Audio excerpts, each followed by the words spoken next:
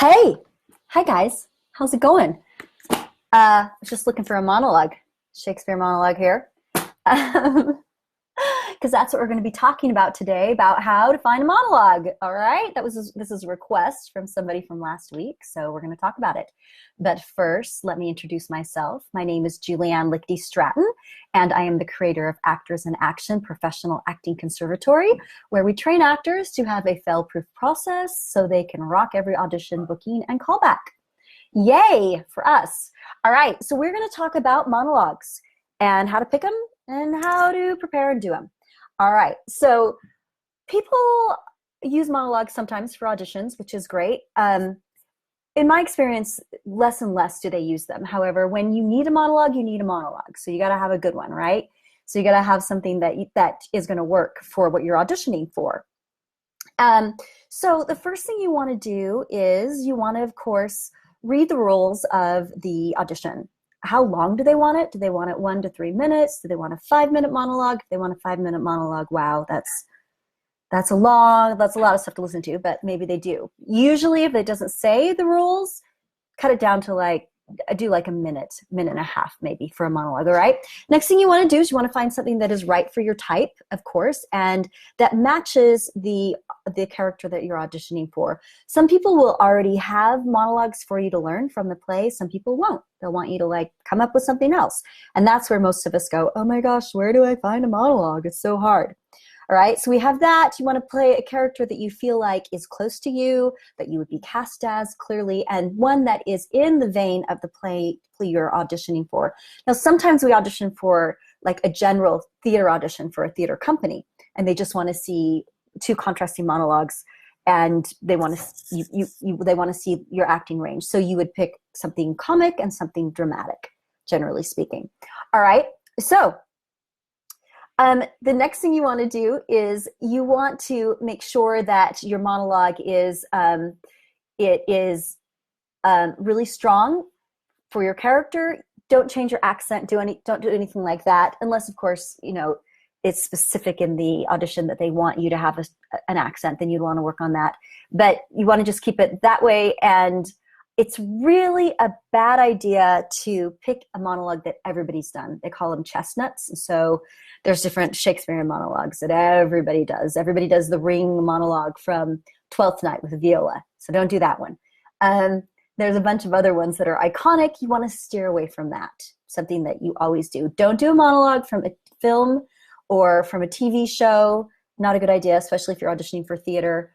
That can just rub them the wrong way. Okay? All right, so you got that. My best way that I find really good monologues, which I have done from time to time, is I go to the library, or if you are lucky enough to live where there is a drama bookstore, like in LA or New York, I go in there, I just start going through plays, I pick them off the shelf, I scroll through them, and I see if there is a monologue, if there's a chunk of text.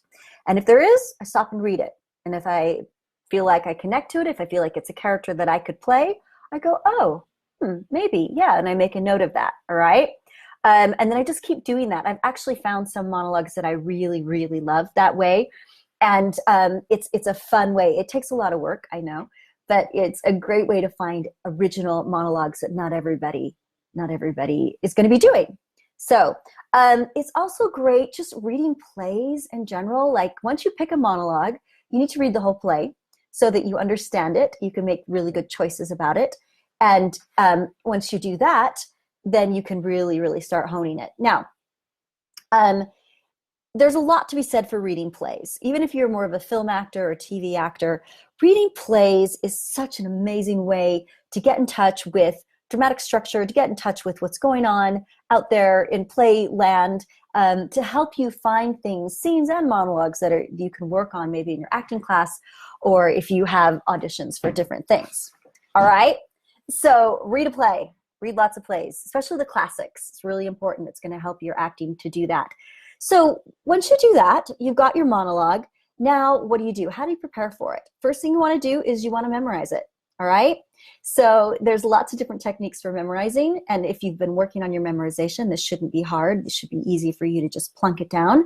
You want to read it through. You want to memorize it. Start memorizing it. You also want to break it down So you break it down to beats. You look at what does my character want and what am I doing to get what I want. All right. So once you do that, then if you want to pick some verbs, like these are the behaviors I am doing to get what I want, and put them in the monologue. You break up the monologue. Say you're doing something from Lady Macbeth, from Macbeth. You're playing Lady M, and you have your monologue. You're going to read it through. You're going to say, what do I want? The monologue where she's the unsex me here monologue one, where she's like saying that she wants to go out and kill the king and her husband is a flake and she wants to do it. And so you read it through. What does she want? She wants the power to be able to rise above her husband and do what she thinks is right for their family, which is murder the king. Not very nice, but that's the way she thinks. So you find out, what do I want? And then you break it into beats. So what am I doing in this first section? I am goading the universe. Maybe I'm talking to the universe, getting them to give me what I want. So I'm goading them. And then the next one, I'm enticing them. And then maybe the last one, I'm begging them. So if you pick some nice, strong verbs and have some good beats, that's going to give you levels within the monologues. All right? Which is really great. Then you're going to personalize it. You're going to say, okay, so she wants the universe to aid her in overcoming her flaky husband. What is that like to me? Well, that's like when I want my husband to go on a diet with me because I think we both need to lose weight and he won't. So it's as if I'm getting him to go on the diet with me and fueling that. And that might be something that really fuels you. It might not. So you find something that fuels you. All right? So that's basically how you do it. And then you rehearse it over and over and over and over and over again. You get it off book. You've memorized. You get it in your body. You do it as much as you possibly can walking around the house.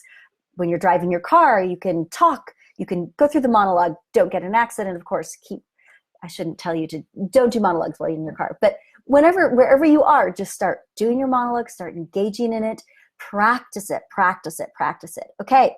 So then you get to the audition. All right, so now we're at the audition. Let's talk about how do you perform the monologue. Well, when you go into a theater audition, which is generally where you're going to perform a monologue, you want to walk in, you make your pleasantries, say hello, how are you, talk to everybody, don't shake their hands, because remember, we don't shake hands in auditions unless they offer their hand. It's considered a faux pas. It's not a great idea, sign of somebody being green, so you don't want to do it. But you're going to go in there, you're going to talk to them, you're going to introduce yourself, whatever, and they're going to say, great, what have you got for us? And you can tell them, well, I'm doing this scene, I'm doing this monologue from Macbeth. It's Lady Macbeth, Act 3, Scene 2. They'll be like, oh, great, we love that one. So you're going to do your monologue. Now, you don't want to look directly at somebody in the room while you're doing this monologue, all right? It's not quite like when you're reading for a film or a TV audition where you actually look at the reader. It might make some people uncomfortable if you're staring at them and saying your monologue. You want to look just slightly to the side so you're not actually making eye contact with them, but you're still open to them, okay? So we want to do that. And if your monologue is, you're talking about different things, you want to look around the room a little bit for most monologues. One huge thing that helps with auditioning is referencing, as we like to call it, or environment. Build the environment for us right now. It's as if you're on a green screen, all right? Auditioning is a little bit like acting on a green screen. And I posted something about green screens just the other day on Actors in Actioners. So when you're there, you want to build this world for them.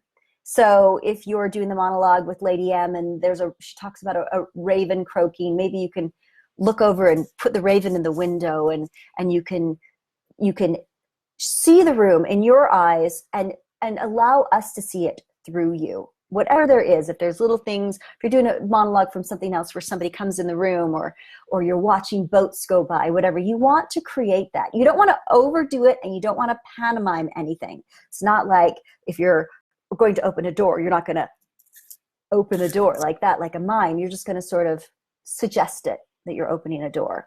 All right. So you want to keep it really simple. You want to keep it very active and you want to keep it very real. All right. And you don't want to stare somebody down. And then when you're done, just be done and wait for them to say thank you. Saying and scene and stuff like that, not a good idea. Saying when you're done, thank you so much for watching Not a good idea. Let them dismiss you. Let them say, thank you so much. They might even ask you if you have another monologue to do. All right. And most times when you do a monologue, they will ask you for a contrasting two. Like often they'll ask you for two different monologues. So one is generally a dramatic monologue, something maybe classical and dramatic. So something from Shakespeare that's very dramatic and, you know, Lady M or whatever. And then a comic, contemporary. You could do that. So, and those would be a nice juxtaposition. Okay. I think that's a huge thing too. Know if the play you're auditioning for is comic. Is it comic? Is it dramatic? That's going to give you a huge clue into what kind of audition to monologue to pick for your audition. All right. That is my spiel on auditioning. I have a ton of resources because some of you may not have time to go to the library or to a bookstore and look at monologues. So here is the Monologuer. It's from Backstage. It has this little thing where you fill it out, a little form, and it will find a monologue for you. And then I also have another one like that. This is from the Stage Agent. It's definitely as well a way to find monologues. So that's a great way to do it. And then here is, let's see, I've got another finder for an audition for a monologue right there. And I've got 10 tips for choosing the best monologue for you. You can reference that. And after I get off of this, I'm going to post a fun video that somebody made about picking a monologue. All right. Great. Thank you so much for watching.